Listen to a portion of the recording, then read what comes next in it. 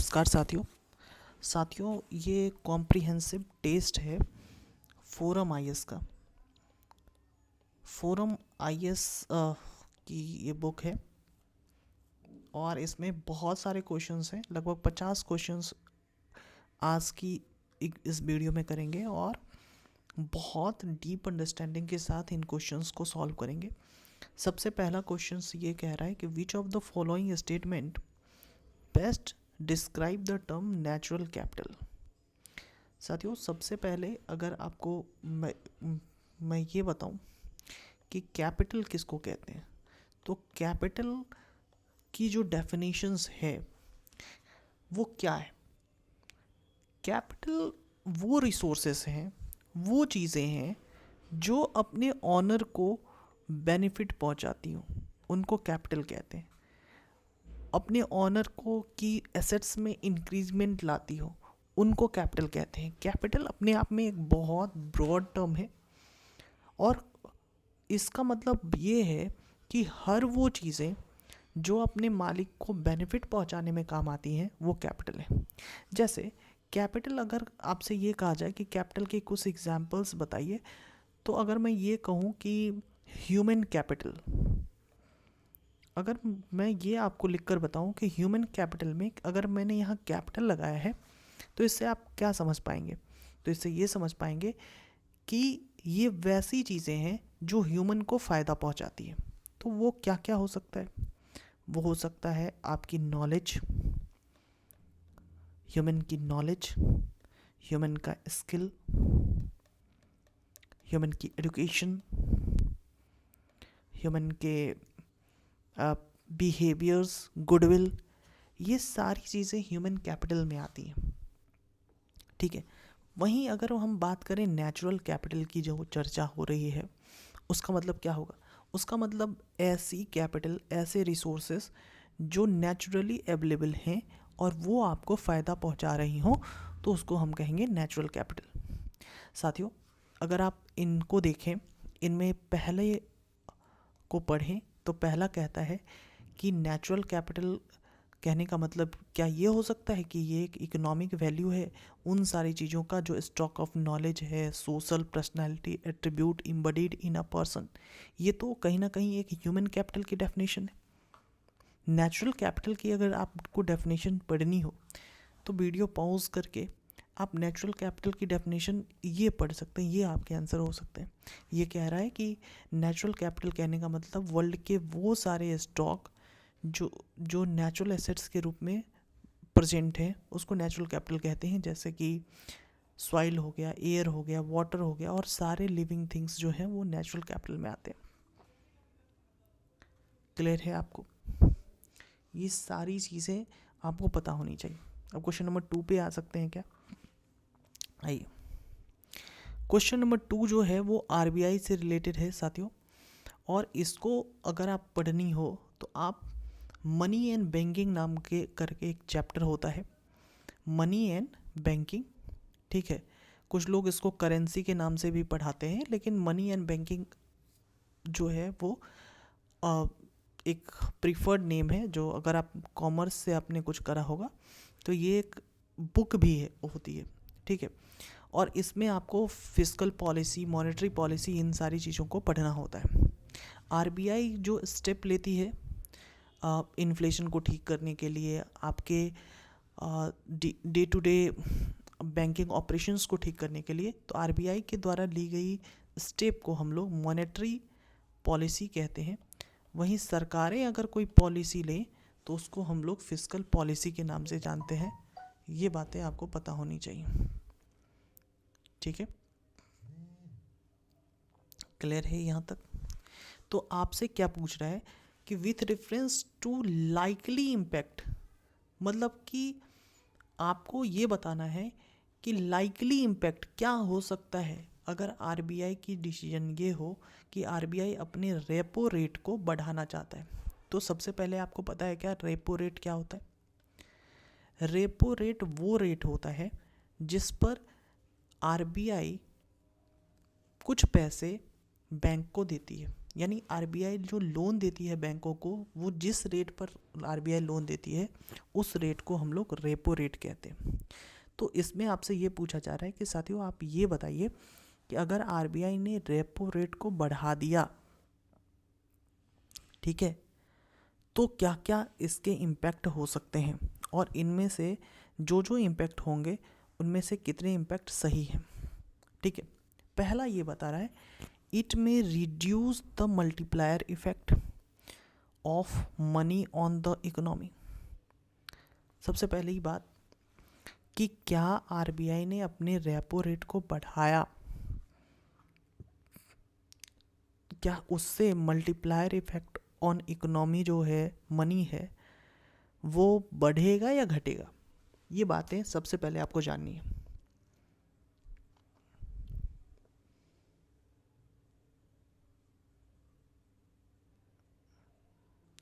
तो ये बात बिल्कुल आपको सही आपको दिखेगी कि आरबीआई ने अगर अपनी रेपो रेट को इंक्रीज़ कर दी है, यानी कि बैंक को देने वाली रेट को इंक्रीज़ कर दी है, तो अगर आरबीआई से एसबीआई कोई लोन ले रहा है, ठीक है, एसबीआई लोन ले रहा है, तो एसबीआई को अगर वो आरबीआई को पहले 4% पे पड़ रहा था, अब आरबीआई ने उसको 4.5% पे लोन दिया है, तो आपको पता है कि एसबीआई तो पैसे लेकर जो है वो खुद के पास रखने नहीं वाली है, इनको तो पूरे बांटना है, पैसे लोगों को लोन के रूप में देना है। यानी एसबीआई अब आगे जो अपने कस्टमर को लोन देगी, वो लोन क्या हो जाएगा, महंगा हो जाएगा। अगर लोन महंगा हो गया तो लोग लोन कम लेंगे, यानी लोग लोन कम लेंगे, इन्वेस्टमेंट कम होगा, और इन्वेस्टमेंट कम होगा तो मल्टीप्लायर इफेक्ट मनी का जो है वो क्या होगा, कम होगा। तो आरबीआई अगर रेपो रेट को बढ़ाती है, उससे क्या होगा कि मल्टीप्लायर इफेक्ट में जो है आपको कमी देखने को मिलेगी। ठीक है, तो ये जो पहला स्टेटमेंट है बिल्कुल सही है। एकदम धीरे धीरे आसान शब्दों में आप समझिए, बहुत ईजिली हम समझाएंगे। 10 क्वेश्चन ही अभी करेंगे, अगर इतनी ज़्यादा अगर दिक्कत है तो। पहले इस लाइन को अच्छे से समझ लीजिए। दूसरा है कि आरबीआई ने अपने रेपो रेट को इंक्रीज़ किया है, इससे क्या इसेंशियली मतलब कि बिल्कुल ज़रूरी है क्या कि ये डिमांड पुल जो इन्फ्लेशन है उसको कम करेगा, और साथ ही साथ कॉस्ट पुश इन्फ्लेशन जो है इकोनॉमी, इन दोनों को यानी इन्फ्लेशन को क्या ज़रूरी है कि ये कम कर देगा। तो एक चीज़ आप समझिए, जब इंटरेस्ट रेट हाइक होता है ना, तो उससे तो आपको पता है कि कहीं ना कहीं लोग लोन कम लेंगे, इन्फ्लेशन को काउंटर करने में मदद मिलेगा। ठीक है, यानी कि डिमांड पुल इन्फ्लेशंस को तो काउंटर आप कर सकते हैं, मतलब लोग डिमांड करना कम कर देंगे, क्योंकि लोगों के पास पैसे अवेलेबल थे, इसलिए लोग जो है सामान खरीदने आ रहे थे। लेकिन आप उस चीज़ के प्राइसेस को, उस इन्फ्लेशन को कैसे कम कर सकते हैं जो प्राइस के बढ़ने से ही इन्फ्लेशन हुआ है। जैसे कोई चीज़ देखो, डिमांड पुल और कॉस्ट पुश इन्फ्लेशन पहले आसानी से समझ लो, फिर जो है वो आपको ये वाला पॉइंट अच्छे से समझ में आएगा। डिमांड पुल इन्फ्लेशन ये होता है कि पर्सन ए है, बी है, सी है, इन तीनों के पास 100 रुपये हैं, और ये एक ईयरफोन है जिसकी कीमत 70 रुपये है। ठीक है, इन तीनों पर्सन को ये ईयरफोन चाहिए। तो अब चूँकि तीनों के पास इक्वल मनी है, तीनों के पास उतनी मनी है जिससे ये ईयरफोन खरीद सकता है, तो अब ये जो ईयरफोन की कीमत है ना, वो अपने आप जो है इन तीनों निगोशिएट करके अब वो क्या कर सकता है कि 100 कर सकता है। यानी ऐसे इन्फ्लेशंस को हम क्या कहेंगे, सामान की कीमत 100 थी, 100 से 120 हो गई, 120 से 130 हो गई, मतलब कीमत बढ़ती ही जा रही है। वाई? बिकॉज इसके पीछे वो लोग हैं जो इन सामानों का डिमांड कर रहे हैं। ठीक है, क्लियर है। इसको ऐसे इन्फ्लेशंस को जिसमें प्राइस प्राइस बढ़ने का कारण क्या है कि लोगों के पास पैसे बहुत हैं, ए के भी पास पैसे हैं, बी के पास, सी के पास भी पैसे हैं। ऐसे इन्फ्लेशन को डिमांड पुल इन्फ्लेशन कहेंगे। लेकिन कुछ इन्फ्लेशन कॉस्ट पुश होते हैं। कॉस्ट पुश का मतलब क्या कि सबके पास वही है लेकिन सामान की ही कीमत खुद ब खुद अपने आप में बढ़ के 120 हो गई। ठीक है, सामान की कीमत ही 120 बढ़ गई, लोगों के पास अब सामान खरीदने के पैसे नहीं हैं। उस केसेस, वैसे इन्फ्लेशंस को हम क्या कहेंगे, कॉस्ट पुश इन्फ्लेशन, यानी कि कॉस्ट बढ़ गई। तो आरबीआई की जो ये मेजर होती है ना कि रेपो रेट बढ़ाना, रेपो रेट घटाना, इससे डिमांड पुल इन्फ्लेशन पे तो फ़र्क पड़ता है, क्योंकि इस पे अब लोग के पास जो 100 रुपये थे वो कम हो जाएंगे। कुछ लोग इसमें से लोन लेकर भी जो है वो मोबाइल फ़ोन खरीदने के लिए आगे आ सकते हैं। लेकिन कॉस्ट पुश इन्फ्लेशंस को वो जो है आरबीआई जो है वो रोक नहीं सकता। तो ये बातें क्लियर हैं, यानी कि दो तो गलत हो जाता है। अगर डिमांड पुल तक रहता तो हम कर सकते थे, तो दो तो अपने आप में गलत थे। क्लियर है। अब आते हैं स्टेटमेंट नंबर 3 पे। स्टेटमेंट नंबर 3 कहता है कि आरबीआई ने अपनी रेपो रेट को बढ़ा दिया है, यानी कि वो रेट जिस पर आरबीआई लोन दे रहा था वो तो बढ़ा दिया। तो इससे क्या होगा, it would incentivize banks to sell their government securities to Reserve Bank of India. तो क्या ये गवर्नमेंट सिक्योरिटीज़ आरबीआई को बेचने लगेंगे? बिल्कुल नहीं। ये तीसरा स्टेटमेंट खुद ब खुद गलती है। यानी कि अब तो ये लोग चाहेंगे कि अपने पैसे जो हैं गवर्नमेंट सिक्योरिटीज़ में जमा करके रखें। अगर बैंक को 4% का इंटरेस्ट रेट मिल रहा था, अब 4.5% का मिल रहा है इंटरेस्ट रेट, तो बैंक क्या चाहेगा कि गवर्नमेंट सिक्योरिटी आरबीआई से ख़रीद के अपने पास जो है ना रख के पैसे आरबीआई को दिए जाए। खुद गवर्नमेंट सिक्योरिटी बेच के क्या फ़ायदा है? इंटरेस्ट रेट ज़्यादा है तो गवर्नमेंट सिक्योरिटी बेच के क्या फ़ायदा है? ठीक है, कोई फ़ायदा नहीं है। ठीक है, तो ये यानी ये गलत हो गया, ये गलत हो गया, ये सही है। तो हमारा आंसर हो जाएगा ओनली 1। तो हमने क्वेश्चन नंबर 2 को अच्छे से समझ लिया। अगर आपको अब भी कोई दिक्कत है तो आप कमेंट में ज़रूर लिखिए। ठीक है, क्वेश्चन नंबर 3 पे आ जाते हैं। इकोनॉमिक्स है ही इतना अच्छा सब्जेक्ट कि आसानी से अच्छे से आप समझ सकते हैं इसको। लेकिन आपको क्या करना है कि इसमें बहुत ज़्यादा अटेंटिवली अपने आप को सुनना है, समझना है कि आखिर कहाँ जो है वो दिक्कत होती है, क्या प्रॉब्लम आपके साथ आ रही है, आपके कोर कॉन्सेप्ट्स क्लियर हैं या नहीं है। क्वेश्चन नंबर 3 देखिए, with reference to the potential GDP. साथियों, पहले जीडीपी का मतलब तो आपको पता ही होगा। जीडीपी का मतलब ये होता है कि एक पर्टिकुलर टेरिटरी में कितने गुड्स एंड सर्विसेज आपने प्रोड्यूस करा, उसको हम जीडीपी कहेंगे, उसकी वैल्यूज़ को जीडीपी कहेंगे। ठीक है, और ये जो वैल्यूज़ होती है इसमें विदेशी सामान भी, विदेशी लोग भी प्रोडक्शन आपके यहाँ कर रहे हैं, उसको भी इंक्लूड करते हैं। ठीक है, तो जीडीपी में आपको ये बतानी है कि पोटेंशियल जीडीपी के बारे में आपसे पूछा जा रहा है कि ये बताइए कि इनमें से कौन कौन से स्टेटमेंट सही हैं।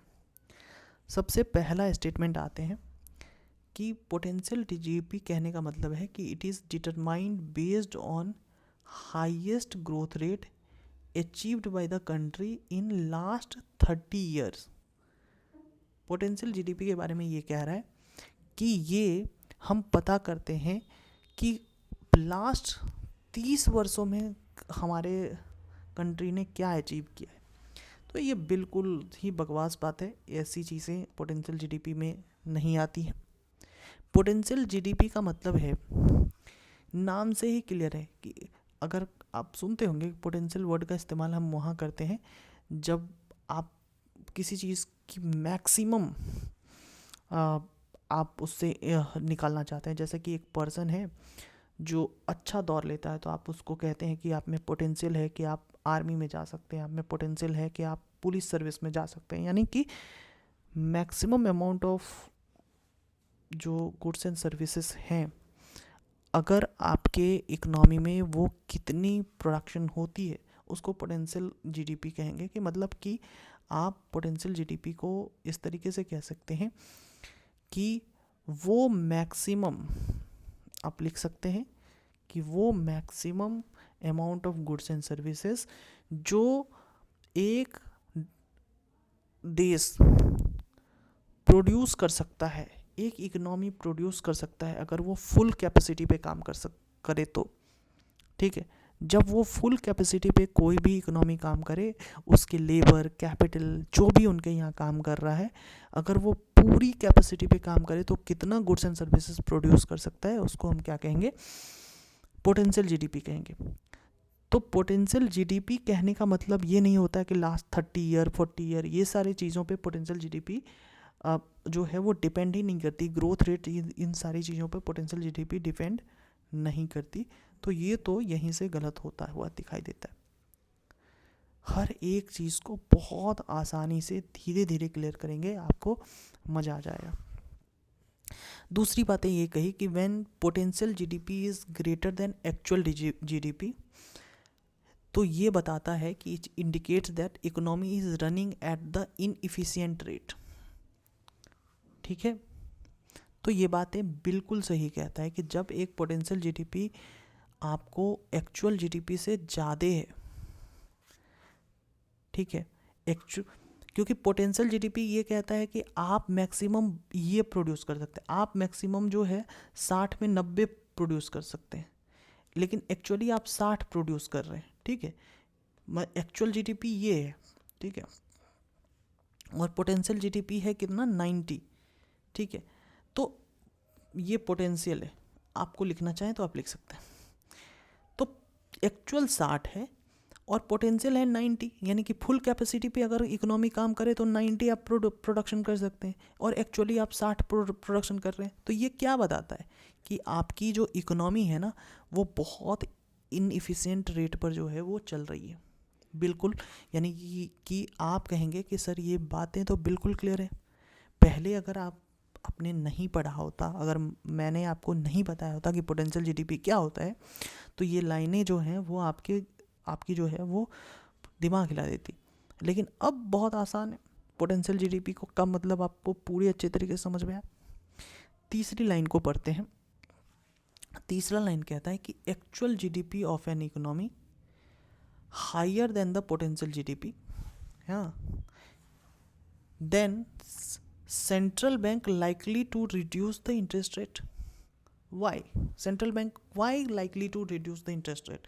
आप देखिए, ये कह रहा है कि एक्चुअल जीडीपी जो है वो अगर हायर है पोटेंशियल जीडीपी पे, यानी कि 90 अगर हम पोटेंशियल जीडीपी को मान ले, ठीक है, और एक्चुअल जीडीपी को मान ले 100, मतलब फुल कैपेसिटी से भी ज़्यादा मगर मान ले, ठीक है, तो ये क्या है, तो उस केसेस में सेंट्रल बैंक जो है वो रिड्यूस नहीं करेगा, वो इंक्रीज करेगा इंटरेस्ट रेट को। रिड्यूस नहीं करेगा, इंक्रीज करेगा इंटरेस्ट रेट को। इसका मतलब ये हुआ, क्यों करेगा, क्योंकि इसका मतलब ये हुआ कि एक इकोनॉमी की जितनी डिमांड है उससे ज़्यादा आप गुड्स बना रहे हैं। यानी कि ये ऐसे सिचुएशंस हैं जिसमें आप बहुत ज़्यादा गुड्स बना रहे हैं इकोनॉमी की डिमांड से ज़्यादा, आपकी कैपेसिटी से ज़्यादा डिमांड बना रहे हैं, जितनी डिमांड है उससे ज़्यादा आप प्रोड्यूस कर रहे हैं, और इतना ज़्यादा प्रोडक्शन करेंगे तो ये प्रोडक्शन वेन में ही जाएगा, वो एक्चुअली यूज़ में ही नहीं आएगा, ठीक है। तो इस केसेस में क्या करेगा, सेंट्रल बैंक जो है अपनी रेपो रेट जो है अपने इंटरेस्ट रेट को हाई करेगा कि ताकि आपके पास पैसे कम हो, कम प्रोडक्शन आप कर पाएँ, ठीक है। तो ये बातें तीसरा भी गलत होता हुआ नज़र आ रहा है मुझे। तो मैंने एक गलत किया, 3 गलत किया, तो आपके पास आंसर सिर्फ 1 आएगा, ए, ठीक है। चलिए चौथा नंबर पे आते हैं। 10 क्वेश्चन ही करेंगे, बहुत अच्छे तरीके से क्वेश्चंस करेंगे, लेकिन 10 क्वेश्चन करेंगे अभी। With reference to the key term associated with WTO। साथियों, WTO को भी आपको जानना चाहिए कि WTO क्या है। आपको WTO से रिलेटेड एक पूरा वीडियो इसी चैनल पे जो है वो पड़ी हुई है, आपको देखना चाहिए। और बहुत कम लोगों ने उस वीडियो को देखा है, लेकिन मेरा मानना है कि उनको पूरे अच्छे तरीके से इस वीडियो को देखना चाहिए। आप देखिए कि WTO से क्वेश्चंस जो है वो आ चुके हैं। आप ये कहा कि WTO से रिलेटेड कुछ क्वेश्चंस है और उसका आप जवाब देकर बताइए कि इनमें से कौन सही है कौन गलत है, आपको बताना है। ठीक है, तो पहला ही लाइन देखते हैं कि WTO में एक है SSM, मतलब special safeguard mechanism, refers to an option available for the countries to impose additional temporary duties on imports when there is a surge in imports at lower price। कि अगर कोई भी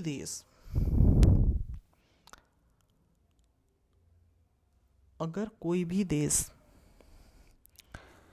अपने यहाँ कोई भी प्रोडक्ट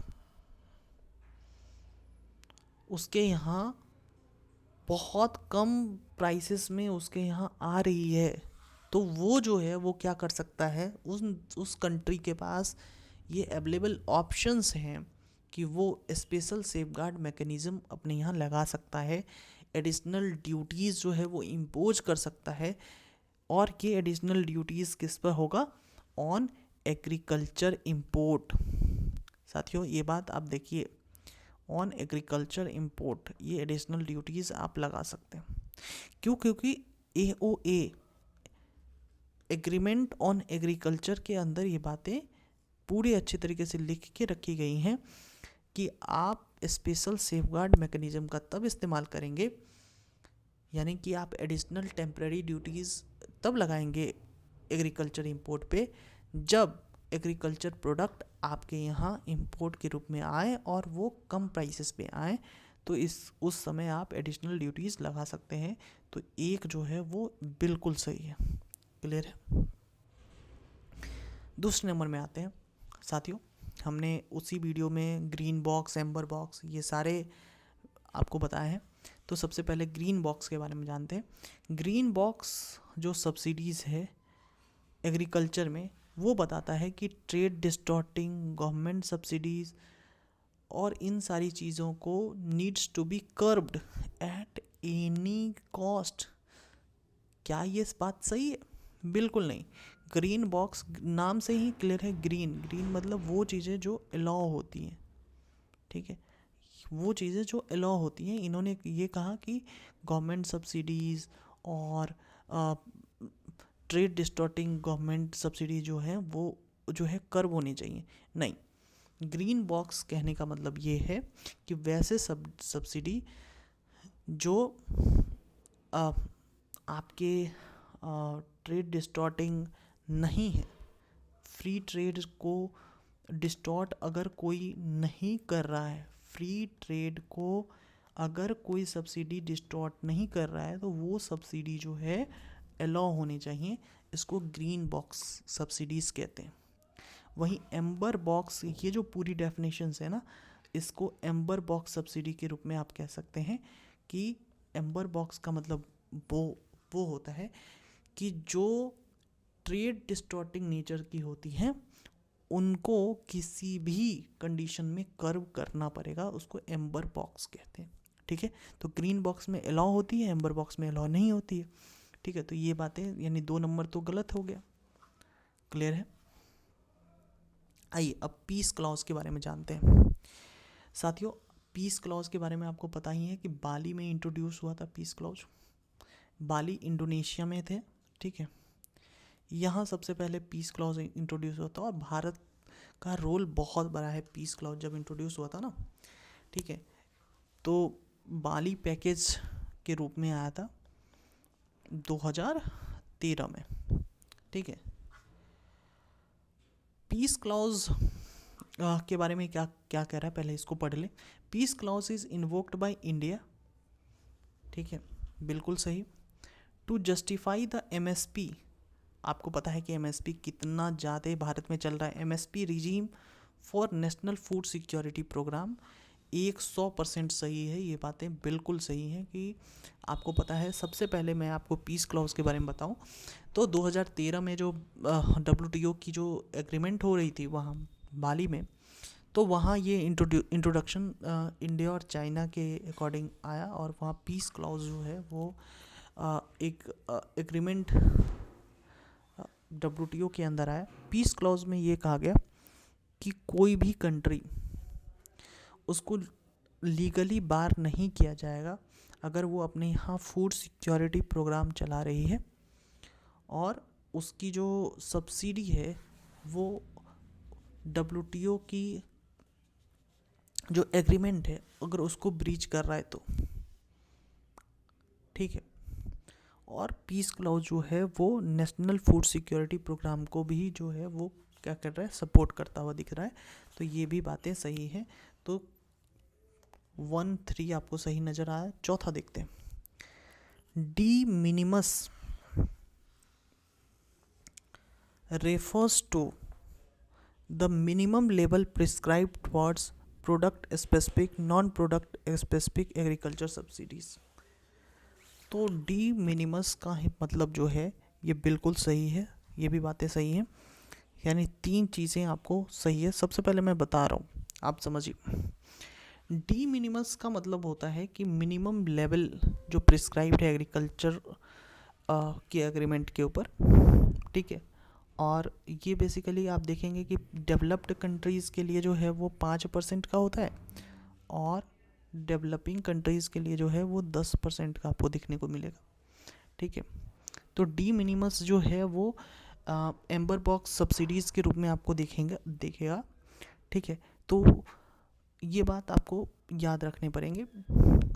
ये बेसिकली क्या है डी मिनिमस, आप एक चीज़ समझिए कि जो एग्रीमेंट ऑन एग्रीकल्चर्स हुआ था तो उसमें जो स्पेसिफिक ड्यूटीज़ है, ठीक है, तो उसमें डेवलप्ड कंट्रीज़ की जो है मिनिमम 5% और डेवलपिंग कंट्री जो है मिनिमम 10% तक जो है वो सब्सिडी दे सकती है। ये बातें डी मिनिमस में ये कहा गया। क्लियर है? 5वें नंबर पे आ जाए, ठीक है। छोटी चर्चा रखेंगे, 5 ही क्वेश्चंस रखें क्या? 5 क्वेश्चंस ही रखते हैं। 5वां नंबर क्वेश्चंस क्या है? 5वां नंबर क्वेश्चंस ये है कि consider the following statement about NABARD. NABARD का मतलब होता है national bank for agriculture and rural development, ठीक है। NABARD it is a statutory body under ministry of finance. ये बिल्कुल सही है, मिनिस्ट्री ऑफ फाइनेंस के अंदर आता है। RBI के अंदर आप मत मार देना कि इसको RBI के अंदर आता है, बिल्कुल सही है। नाबार्ड जो है मिनिस्ट्री ऑफ फाइनेंस के अंदर आता है, और नाबार्ड जो है वो आप देखिए नाबार्ड एक्ट जो है वो 1981 में बना, और 1982 में नाबार्ड जो है आपको देखने को मिलता है। ये जो डेट है ना वो याद करके रखो, ये पूछता है क्वेश्चंस कि नाबार्ड की इस्टेब्लिशमेंट कब हुई, 1982 में। और मैं इसको ऐसे याद करके रखता हूँ कि इसमें जो बी है ना, बी दूसरे नंबर, ए के बाद बी होता है ना, बी दूसरे नंबर पे आता है। तो ये ए फॉर एक्ट कब है? 81 में। बी फॉर जो बी मतलब 2, 1982 में आया। ये आपको जिस तरीके से ये भी याद रखनी हो उस तरीके से आप याद रख सकते हैं। NABARD it supervises the cooperative banks, commercial banks, regional rural bank situated in rural area. क्या ये बात सही है? बिल्कुल गलत है।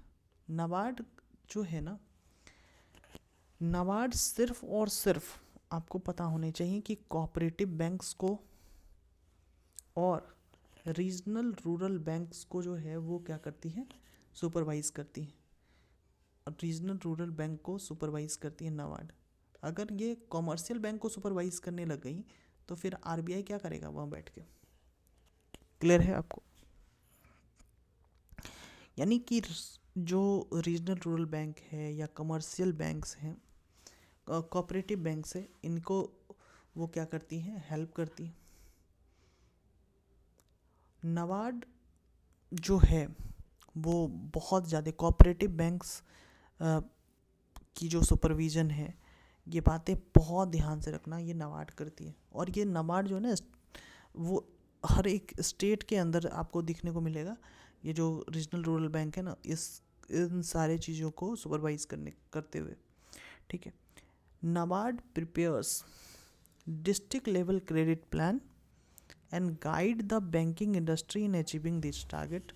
ये बिल्कुल सही बात लग रहा है, अफर्मेटिव सेंटेंसेस है। और वैसे भी सही बात है कि नाबार्ड जो है वो डिस्ट्रिक्ट लेवल क्रेडिट प्लान बनाती है और बैंकिंग इंडस्ट्री को गाइड करती है कि इन टारगेट को कैसे पूरा किया जा सके। तो आपके पास ऑप्शन हो जाते हैं बी, ठीक है।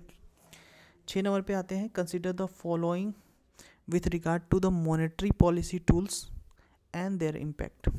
साथियों, मॉनेटरी पॉलिसी टूल्स क्या है? क्या है मॉनेटरी पॉलिसी टूल्स? ये मॉनेटरी पॉलिसी टूल्स जो होते हैं वो आरबीआई की होती है। आरबीआई की वे औजार जिससे आरबीआई इन्फ्लेशन को काउंटर करती है।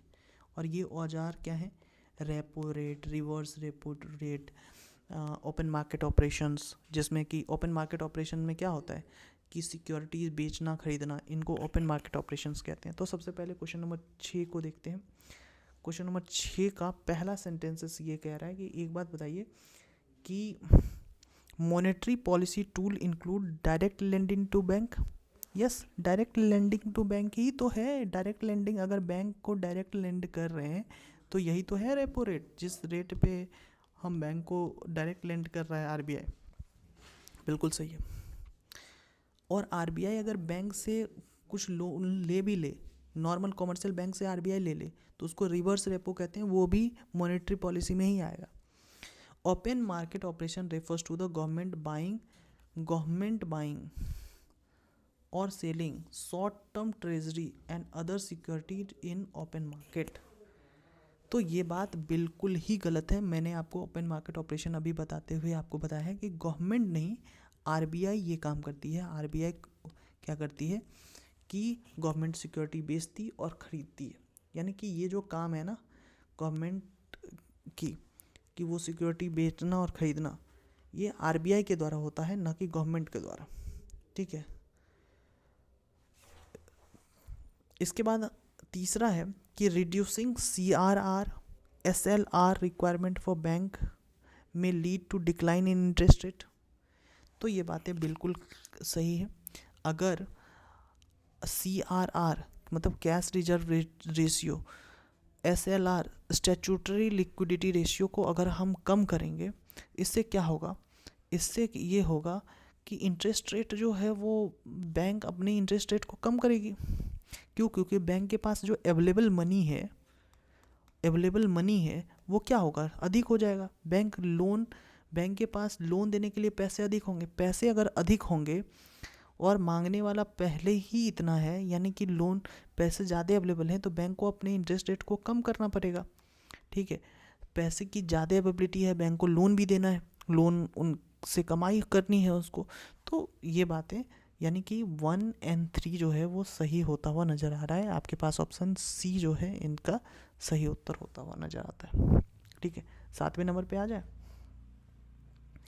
7वां नंबर ये कह रहा है कि आप ये बताइए कि टाइप्स ऑफ डेफिसिट आपके पास दिया हुआ है और in deficits component included while calculating deficit. ये बातें आपको दी हुई है, ये बात आप समझिए, ठीक है।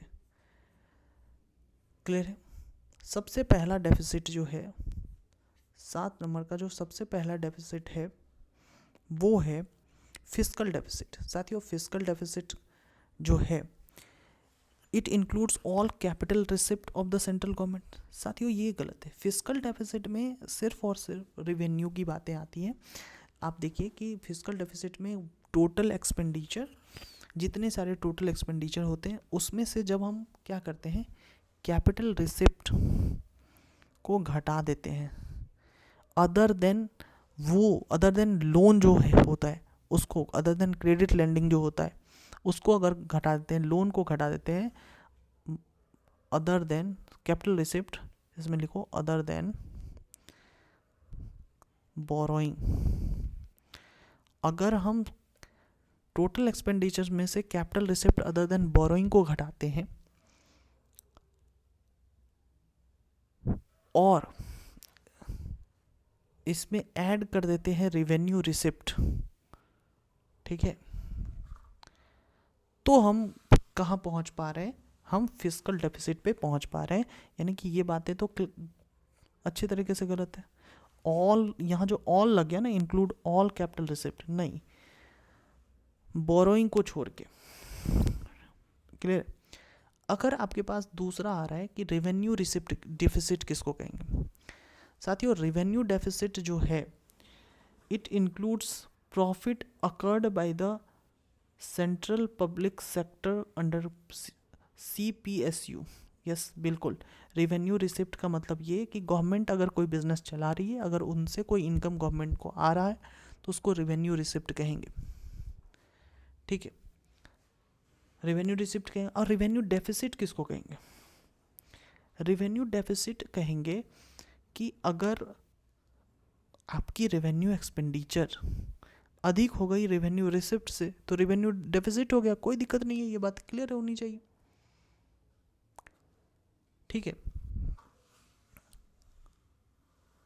पेज नंबर 3 देखिए, इफेक्टिव रेवेन्यू डेफिसिट। साथियों ये जो इफेक्टिव वाला वर्ड है ना, ये टेक्निकल वर्ड है। बाद में जब गवर्नमेंट ने देखा कि हमको ना, हम जब भी डेटा दिखाते हैं ना तो वहाँ हमें प्रॉब्लम बहुत ज़्यादा होने लग जाती है कि बहुत कम डेटा दिखाता है, डेफिसिट ज़्यादा दिखता है, डेफिसिट मतलब लोन ज़्यादा दिखती है। लोग क्रिटिसाइज़ करते हैं सारे इकोनॉमिस्ट की इतना सरकार इतना लोन ले रही है, इतना लोन ले रही है, और सरकार का कहना है कि लोन लेके अगर हम स्कूल और कॉलेज बना रहे हैं तो क्या है वो लोन का सही उपयोग हो रहा है, और अगर सही उपयोग हो रहा है तो क्यों ना हम उस स्कूल और कॉलेज के पैसे को घटा दें, और अगर हम स्कूल और कॉलेज वाले पैसे को अगर घटा के दिखाएं तो हमारी जो फिस्कल डेफिसिट है वो कम दिखेगी। तो इसी को कहेंगे इफ़ेक्टिव। जब हम कुछ रेवेन्यू से कुछ कैपिटल वाले काम करते हों तो उसको हम क्या कहेंगे कि इफ़ेक्टिव रेवेन्यू डेफिसिट। तो इफ़ेक्टिव रेवेन्यू डेफिसिट में includes grant given by central government to state government to create capital assets. ये बिल्कुल गलत है, ग्रांट है ना, गलत है। अब देखो क्या है कि इफ़ेक्टिव रेवेन्यू डेफिसिट में आप देखिए कि क्या करते हैं कि जो रेवेन्यू डेफिसिट निकल के आया है यहाँ से ऊपर वाले से, ठीक है, उसमें से हम क्या घटाएंगे कि उसमें से घटाएंगे ग्रांट्स जो सेंट्रल गवर्नमेंट ने स्टेट गवर्नमेंट को कैपिटल एसेट्स बनाने के लिए दिया है, इंक्लूड नहीं करेंगे, उसमें घटाएंगे, यानी माइनस होगा। इट एक्सक्लूड, अगर हम इंक्लूड की जगह हम यहाँ एक्सक्लूड लिख देना तो ये पूरी लाइन सही हो जाएगी। बात समझिए, बात ये है कि अगर पापा ने कुछ पैसे आपको दिए और उससे आप क्या कर रहे हो कि कोई एसेट्स बना रहे हो, खरीद रहे हो, तो वो एसेट्स ना नहीं माना जाएगा कि आपने कोई नॉर्मल एक्सपेंडिचर के रूप में करा है, ठीक है। तो उनको आप नॉर्मल एक्सपेंडिचर से घटा कर दिखाते हो तो उसको इफ़ेक्टिव जो है वो कहा जाता है इफ़ेक्टिव रेवेन्यू डेफिसिट, ठीक है। क्लियर है आपको?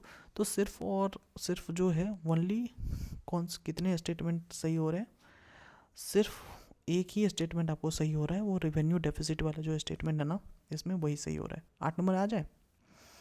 बहुत अच्छे क्वेश्चन से मज़ा आ रहा है, इसलिए पहले तो 5 ही क्वेश्चंस को देख रहे थे, अब 8 क्वेश्चंस तक देखते हैं। तो वो इसलिए क्योंकि अच्छा लग रहा है questions. With reference to the capital market in India. Capital market का मतलब आप समझ रहे हो कि एक कंपनी को चलाने के लिए क्या चाहिए, पैसे चाहिए, कैपिटल चाहिए। तो कैपिटल चाहिए और कंपनी में हजारों करोड़ रुपए चाहिए, 5,000 10,000 करोड़ चाहिए। तो 10,000 करोड़ एक आदमी से तो संभव नहीं है ना इतना पैसा लेके आए। तो ये आदमी ना एक मार्केट जाता है जिस मार्केट में हर लोग तैयार हैं आपको पैसे देने के लिए, और ये मार्केट जो है वो सरकार अनुमति देती है ऐसी मार्केट को, और ऐसे मार्केट को स्टॉक एक्सचेंज कहते हैं, ठीक है, जहाँ शेयर खरीदना और बेचना होता है। और इसी स्टॉक एक्सचेंज में जब आप कैपिटल जो है लेते हैं, आप पैसे परचेज़ करते हैं, पैसे लेते हैं किसी सामने वाले से, और सामने वाले को या तो आप शेयर देते हैं या आप डिबेंचर देते हैं, तो उस केसेस में हम कहेंगे कि हम कैपिटल मार्केट में हैं। भारत में कैपिटल मार्केट मतलब स्टॉक एक्सचेंज से आप इक्विटी शेयर खरीद रहे हैं, प्रेफरेंस शेयर खरीद रहे हैं, कुछ भी खरीद रहे हैं, तो आप क्या है कि आप कैपिटल मार्केट में हैं। तो उस केसेस में आपसे ये पूछा जा रहा है कि जब आप कैपिटल मार्केट में हैं तो आप ये बताइए कि इनमें से कौन सही बता रहा है कि FPO के बारे में, यानी फॉलो ऑन पब्लिक ऑफर के बारे में कौन सही डेफिनेशंस आपको बता रहा है। साथियों, सबसे पहले आप फॉलो ऑन पब्लिक जो ऑफ़र है उसके बारे में समझिए। ये एक तरीका है कि जिससे पैसे उगाही होते हैं, क्योंकि कैपिटल मार्केट में तो पैसे ही लेने हैं, और पैसे उगाही कराने के तरीके तो दो हैं कि आप शेयर दीजिए या डिबेंचर के रूप में पैसे लीजिए। तो इसमें आप शेयर इशू करते हैं स्टॉक एक्सचेंज में, ठीक है, और इसमें इस मेथड में वे फर्म जो है वो न्यू शेयर्स को बेचते हैं। क्लियर है? यानी कि it is a process of raising share by the company already listed in the stock exchange. इसको फॉलो ऑन ऑफर कहते हैं। साथियों, दो तरीके के आपने जो है वो चीज़ें सुनी होंगी। एक होता है follow on public offer FPO, एक होता है IPO इनिशियल पब्लिक ऑफर, जो नई कंपनियां होती है ना वो लेकर आती है। ठीक है, कि इनिशियल पब्लिक ऑफर की मतलब हम तो आगे ग्रोथ करेंगे, अगर मेरी शेयर लेनी हो तो कम दामों में ले लो, ठीक है, उसको कह के IPO। ठीक है, अब यहाँ देखोगे ये है FPO, मतलब फॉलो ऑन पब्लिक ऑफर की, मतलब हम तो हैं लिस्टेड, हमारी एक जो है क्रेडिबिलिटी बनी हुई है, अगर तुम्हें लेनी है हमारी शेयर तो ले लो, इसको कहते हैं FPO। ठीक है, 9 नंबर देखें क्या? 9 नंबर देख लेते हैं कि consider the following statement about direct monetization of fiscal deficit. साथियों, क्वेश्चन से है फिस्कल डेफिसिट का मतलब आप समझ लिए ना। फिस्कल डेफिसिट का मतलब वो कि जिसमें आप क्या करते हैं कि टोटल एक्सपेंडिचर में से आप घटा रहे होते हैं सारे रिसिप्ट को कैपिटल और रेवेन्यू जितने भी रिसिप्ट हैं एक्सेप्ट बोरोइंग।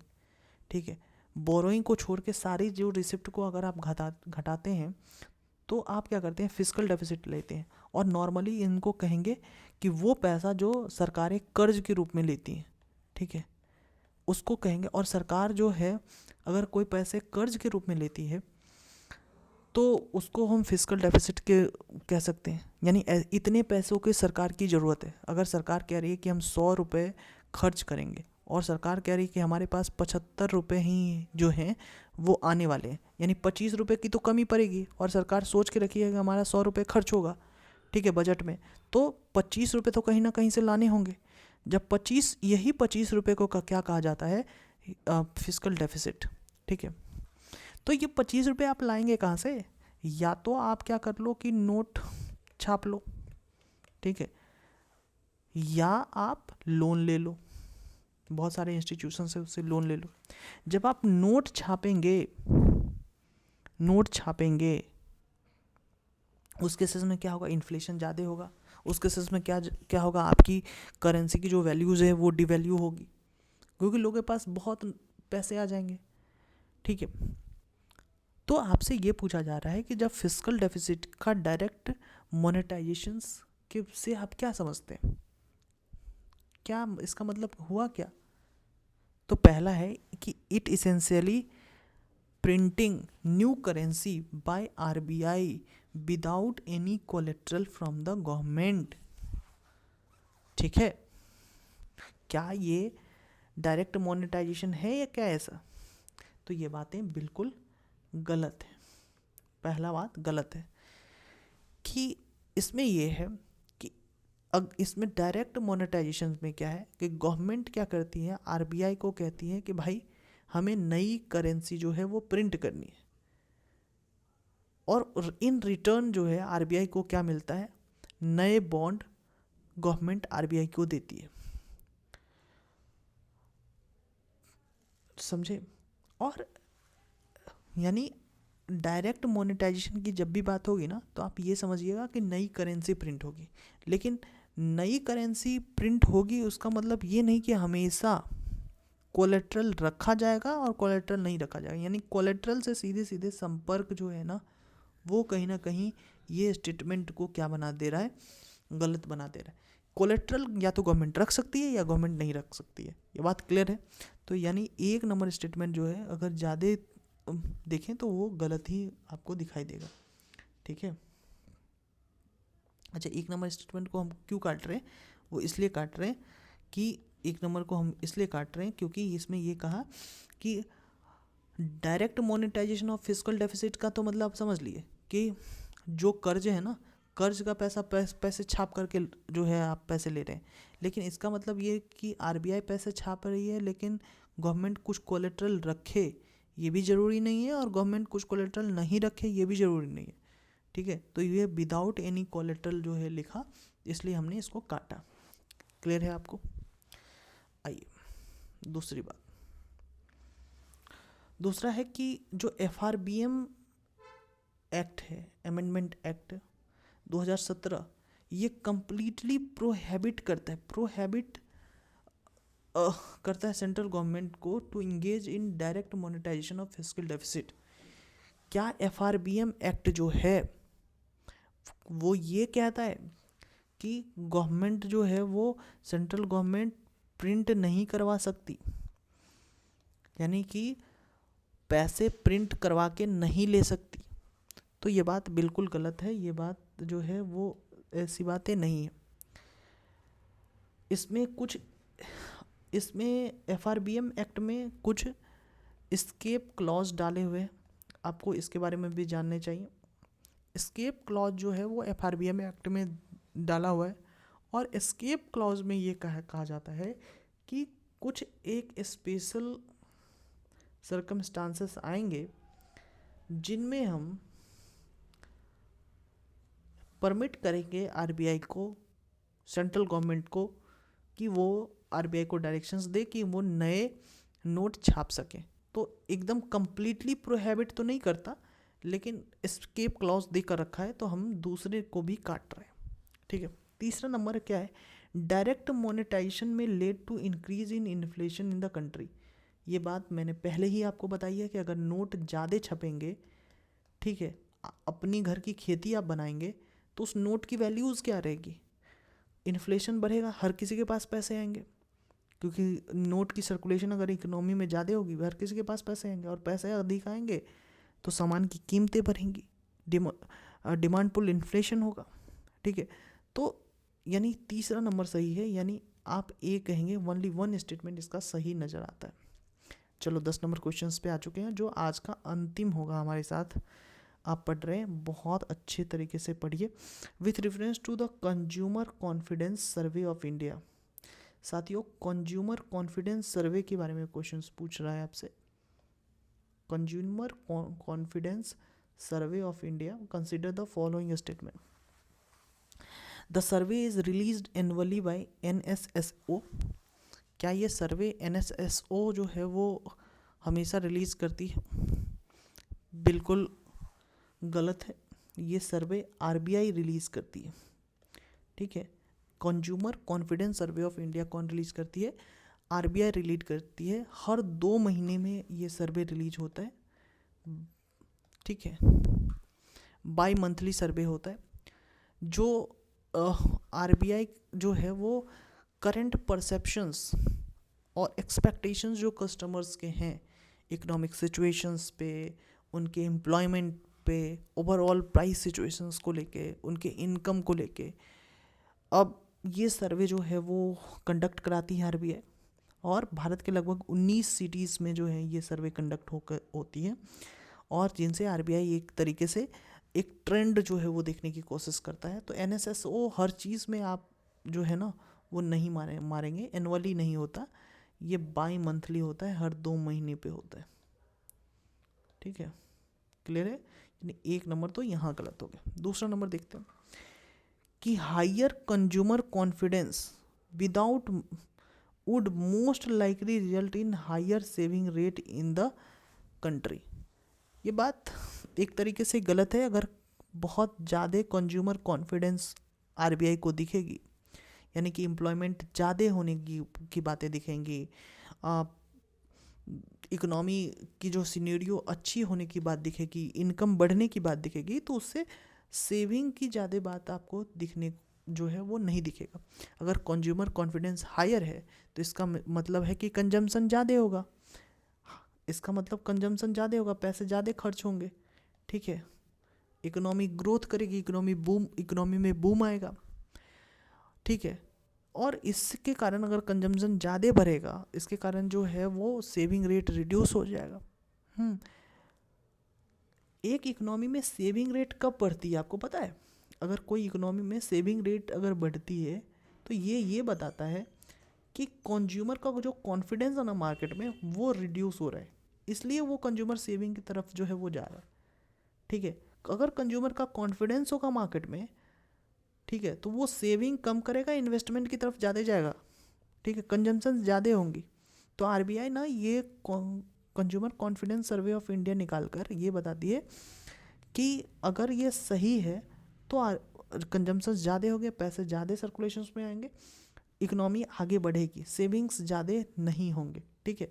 तो ये बातें भी गलत हो गई, तो हमारे यहाँ आंसर हो जाएगा डी, कि इनमें से कौन करेक्ट है, ना तो एक ना तो दो। क्वेश्चन नंबर 10 तक हमने जो है वो पूरी आपको बता दिए। ऐसे करते करते हम लोग पूरा क्वेश्चंस पढ़ेंगे धीरे धीरे अलग अलग चैप्टर्स के। अच्छा लगा ना बहुत? Thank you very much.